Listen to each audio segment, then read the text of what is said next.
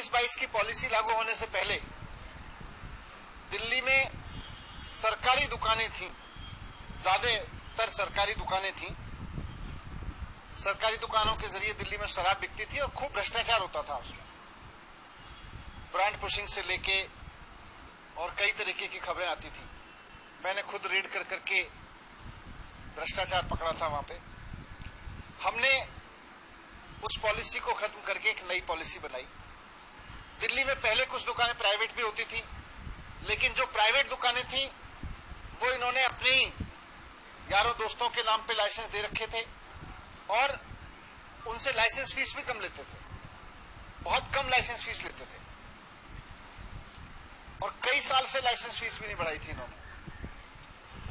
तो ये सिस्टम खत्म करके ज्यादातर सरकारी दुकानों का, जिनमें खूब भ्रष्टाचार था, और इनके नेताओं, रिश्तेदारों, इन सबकी ड्राइवर और मेड के नाम पे चलती दुकानों को, इन सबको, सारे सिस्टम को बंद करके हमने नई पॉलिसी लगाई और बहुत पारदर्शी तरीके से हमने यहां पर शराब की दुकानों की नीलामी की। पहले, यहां आपकी जानकारी के लिए मैं बता दूं कि पहले दिल्ली में 850 दुकानें होती थी। नई पॉलिसी में हमने तय किया कि जितनी दुकानें पहले होती थी उससे एक भी दुकान फालतू नहीं खोली जाएगी, वही 850 दुकानें रहेंगी। पहले इन दुकानों से सरकार को करीब 6000 करोड़ रुपए का रेवेन्यू मिलता था।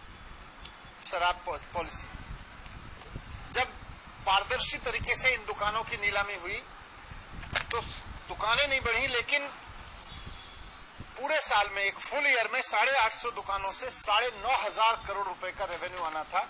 इस हद तक ऑक्शन गया हमारा, 6000 करोड़ की जगह 9500 करोड़ रुपए।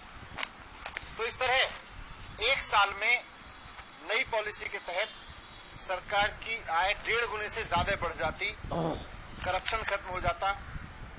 लेकिन नई पॉलिसी आने से इन लोगों ने जो भ्रष्टाचार मचा रखा था वो रुक गया, वो खत्म हो गया। तो इन लोगों ने पूरा प्लान बनाया कि इस नई पॉलिसी को फेल किया जाए। एक एक करके इन्होंने जितने प्राइवेट दुकान वाले आए थे उनको ईडी की धमकी दी, सीबीआई की धमकी दी।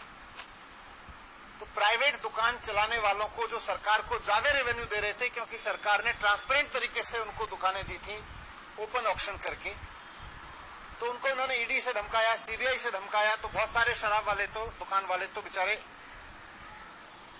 कई सारे लोग तो दुकान छोड़ के चले गए।